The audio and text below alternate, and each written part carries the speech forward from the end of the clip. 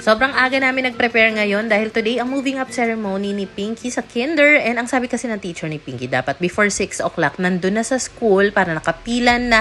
Dahil kapag na-late, doon sa likuran pa pwesto. So eto na nga at inayos ko na muna yung higaan namin habang nag-aalmusal yung mga bagets. Hindi ko talaga magawang makatulog. Ewan ko ba, baka excited lang din ako. So si Pingoy nga pala ang nag-ayos ng buhok ng mga bagets, nag-asikaso sa kanila. Mga alas 3 pa lang yata, gising na yung mga bata. Pati si Pingoy ang aga nagising. Grabe lang din talaga dahil ang bilis ng panahon. Parang next school year, meron akong grade 1 and papasok na nga rin sa daycare si Koa dahil gusto niya nga nang mag-aral. Grabe, sobrang buhaghag na rin ang buhok ko. Tapos kitang-kita na rin yung kakulutan lalo na dito sa unahang parte. So this time, gagamitin ko ulit itong Yuli na hair straightening brush. Pero na-charge na ito. Full charge na talaga. So pinainit ko lang siya para naman kahit papano, mas straight niya nga yung buhok ko. In fairness ha, ang ganda nung effect niya. Kasi ngayon ko lang talaga siya nagamit sa buhok ko. Tapos may kasama pa siyang charging cord, may pouch. Ang ganda rin ng box, ng packaging niya talaga. So maliban sa color white, I think available din ito in pink or black yata yun. So kung bibit-bitin mo itong suklay na ito, pagpasok sa school or sa office, ayan, protected siya kasi may sarili siyang pouch. Legit naman pala talaga, nakaka-straight siya ng buhok. Pero grabe namang talagang stand out ang mga kaubanan ng Momshi. Pero for today's video, hayaan mo na yang makita. Mga 5:45 pa lang yata, umalis na kami ng bahay. And sabi ko nga kay Papa, sunod na lang siya once na magising siya. Kasi sobrang OA naman na ang aga ko siyang papupuntahin doon. And pinicturean ko na agad si Pinky dito para may remembrance siya. And then maya-maya, nagdatingan na nga yung mga ibang estudyante. So pinapila na yung parent, pati na rin yung mga estudyante. So kami naman ni Koa, lumabas muna kami para mag-withdraw. At saka binilhan ko ng food, yung mga bagets, tubig. Kasi ako, si Pingo, hindi kami nakapag-breakfast. Parang wala kaming gana talaga na kumain. So doon dumating naman si Papa, nakatulog si Koa, kaya siya na muna ang nagpaypay. Pinky! Pinky! Mommy's here! Hi! Alessandra B. Kindergarten kid. Sa sobrang hands-on daddy talaga ni Pingoy sa mga anak namin. Kaya sabi ko, tuwing merong kailangang umakyat ng stage, siya na talaga dahil moment niya yan. Almost 4 hours yung itinagal namin dun sa school. Buti na lang may isang momshi doon, nakakilala ko, yung dating nanay ng classmate ni Pinky sa daycare. Magkatabi kami, kaya for the chikahan kami. So anyway, dito nga pala kami magse-celebrate dahil kahit simple lang, basta mairaos namin na ma-celebrate itong moving up ni Pinky for the go. So ang gusto lang naman ng mga bagets dito, fries at sundae na ice cream. So, pwedeng-pwede na yan. Hindi naman kailangan talagang gumastos ng host. At saka sobrang nilook forward ng mga bagets na magja-Jollibee nga kami today. So, habang inaantay yung order, kinain muna ni Pinky dito yung chicken finger na nabili ko sa Uncle John's. And alam mo ba, nakakatuwa talaga. Almost 4 hours si Pinky doon sa covered court. Ang behave niya talaga. At kung mapanood man itong video na ito ni Pinky, pag malaki-laki na siya, know that we are very proud of you, my love. Pagka-uwi naman namin ng bahay, tulog agad. Kasi nga, wala pa akong tulog. Even yung mga bagets, pagod, napahinga muna kami. Tapos mga hapon, niready ko na nga itong mga gamit na ipapalala move ko. Kasi meron tayong kamamshi dito na kailangan niya ng panimulang, pang-affiliated. May cancer yung baby niya. Si Papa nga pala muna yung nagbantay sa mga bata. Nasa labas lang naman sila dahil kalaro rin yung kapitbahay namin. So kami ni Pingoy, naglakad-lakad kami. Naghanap kasi ako ng choco chip cookies na masarap. Gusto ko lang talaga makatikim kahit isa. Pangalawang cafe na yata itong napuntahan namin. So nakita lang din ako dito sa menu nila. Sobrang realistic ng itsura. Tapos meron din pala silang binibenta ng mga ganitong itsurang keychain. Nasa 70 pesos yan. Sobrang cute lang talaga. So ito yung cookies na nabili namin. Isang piraso lang talaga. Masatisfied lang yung cravings na yan. Hindi pa ako ulit makapag-bake ng cookies. So, meron kaming dinayo ngayon. Nag-withdraw kasi kami dahil naghahanap kasi kami ng outside. Meron kasi akong kailangan gawa ng content. Tapos, kailangan ko ng outside. Wala talaga kami mahanapan dito sa area. So, napadaan kami dito.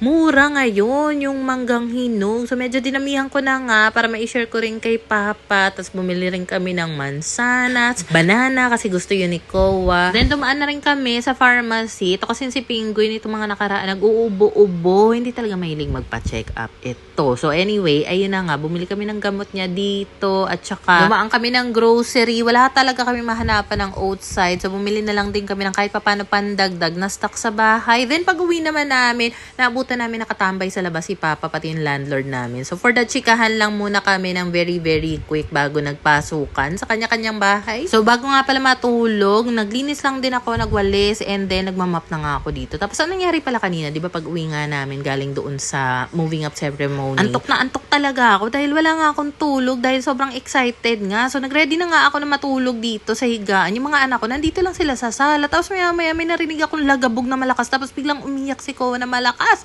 Tapos sabi niya, tumama daw yung chin niya dito sa sa table nilang kulay pink. Iyak siya ng iyak. So nilagyan ko ng yelo. Tapos eto, kinabukasan na yan, pagising ko nga nung umaga, nakapagluto na si Pinggoy ng pasta. So ayan, magbe-breakfast na nga ako. Pero even though ang dami ko talagang kailangan gawin ngayon, kailangan ko muna siya isang tabi. Kasi itong si Koa, throughout the night, gising ng gising. And then nagsasabi siya na, Mommy, my ears hurt. So ang ibig sabihin niya pala is nung tumama pala yung chin niya sa table nila habang naglalaro sila ng ate niya, hanggang panga siguro yung inabot. Hindi ko kasi nayeluhan yung panga. Nag-focus lang ako sa chin. So, namamaga rin siya. So, hindi talaga ako mapakali. Ninervyos ako. Kaya naman, dadaling ko siya sa ospital para mapacheck up. Even though si Pinggoy, sabi niya, hindi, okay lang yan. Namaga lang yan. Mawawala din yan. Pero kasi hindi talaga ako mapanatag. Ayoko na may mga ganyan talaga. So, anyway, bago pa man din kami umalis, mag-aayos na muna ako dito sa bahay. Maliligo na rin muna kaming mag-iina. So, inuna ko na munang magligpit dito sa pinaghigaan namin pagkatapos ko nga mag-almusal. And then, since di ba kahapon, hindi ko nga nakita yung mga kaganapan. Gawa ng, may mga CCTV naman kami. Pero hindi ko talaga siniset up, hindi ko ginagamit. So, eto, napahanap talaga ako ng mga CCTV dito sa hanging cabinet namin sa sala. Dahil diyan ko naman talaga pinaglalagay yung mga CCTV. Para sana, meron ako ma-playback na mga eksena. Kasi tinatanong ko si Koa kung ano nangyari, sabi niya, na-push daw siya ng ate. Tapos si ate niya naman, si Koa, nag-jump. Ganun lang yung sinasabi.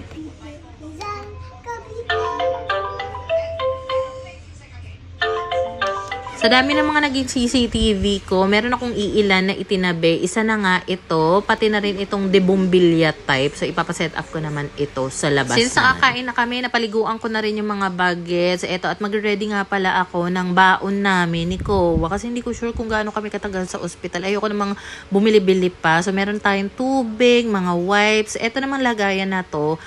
Since pandemic pa yata ito, dyan nakalagay yung face mask na dinadala ko kapag aalis para hindi siya nalulukot-lukot.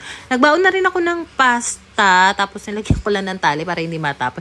Tapos ito naman, apple slices ni Koa to. Kanina niya pa pinapapak, hindi maubos-ubos. Sabi ko nga, bit-bitin ko nga para hindi sayang. At saka nagbaon pa ako ng saging at saka green peas. Kung sakaling manawa siya sa mansana, sa pasta, at least meron siyang ibang pwedeng makain. So, yan ang mga bibit-bitin natin for today's video. And hopefully, yung malapit na hospital sa amin dito is ma-accommodate si Koa. I'm not sure, pero kinakabahan talaga ako. At saka, isa rin talaga yung pagpunta ng ospital sa mga pinakaayaw ko talagang ginagawa. Kasi, nakakatakot, nakakaba. Ayoko ng feel talaga kapag yung ayok pumunta ng ospital. Si Pinky nga dito nalulungkot. Tapos nagpapaalam ako kasi gusto niya sumama. Akala niya sa galaan kami pupunta na. Sa ospital nga lang. So may iwan lang sila doon ng daddy. So nilakad lang muna namin ni Koa yung papunta doon sa unang ospital. Kaso yung ENT daw nila hindi daw available. Tapos sabi ko, how about sa emergency? Hindi rin kami ma-accommodate kasi i-refer din daw kami sa ENT. So lakad kami ni Koa papunta sa isa pang malapit na ospital sa amin. Kaso wala naman kaming cash at all. So, dumiretso muna kami dito sa may Uncle John's para makapag-withdraw.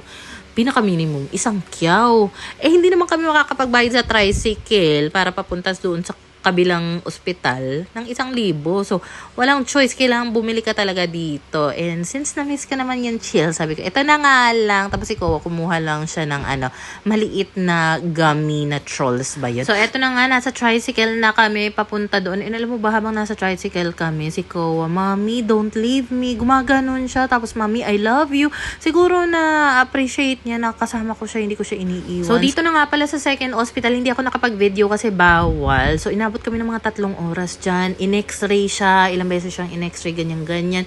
So, yung result, to follow pa. Pero ang advice sa amin ng doctor is, una kasi, chinek yung temperature niya, binigyan siya ng paracetamol, pain reliever, pero okay naman daw so far. Yung nakita niya sa x-ray, no injuries, walang broken bones or anything. Siguro namaga lang talaga yung sa may jaw hanggang sa may likod ng ears niya, gawa ng siguro impact ba, kumbaga trauma daw, kinemerot. So ayun, thank God na nakahinga ako ng maluwag. So, cold compress lang at saka hot compress after 24 hours ang in-advise sa amin. So, pagka-uwi naman namin, si Pinggoy ang nagsalang. Kasi sabi ko, Lala, pagka-alis namin, nagsalang ka ha para wala tayong maimbak na labahin. Even though kakalaba ko lang nung isang araw or kahapon ba yun. Ay, nakakatuwa kasi pinatulong niya si Pinky and nakita ko talaga na sobrang nag-enjoy si Pinky dito. Ang bilis niya talagang matuto. Nakakatuwa talaga. Kasi nung una, like last week ba yun, si Pinky naman yung tinuruan kong maglagay ng damit sa washing machine, kung ano yung pipindutin niya. So, alam niya na. Pero yung after, yung tipong pagsasampay, hindi ko na ituro kay Pinky. Pero si Pingoy na nga ang nagturo. All the panty and socks, you put it here. You stick it here, ha? Go. Ready, set, go! On your mark. Panty and ano lang, ha? Socks. Alam mo, napakasimple man ito, pero kami ni Pingoy, tuwang-tuwa talaga kami habang tinitignan si Pinky nagsasampay.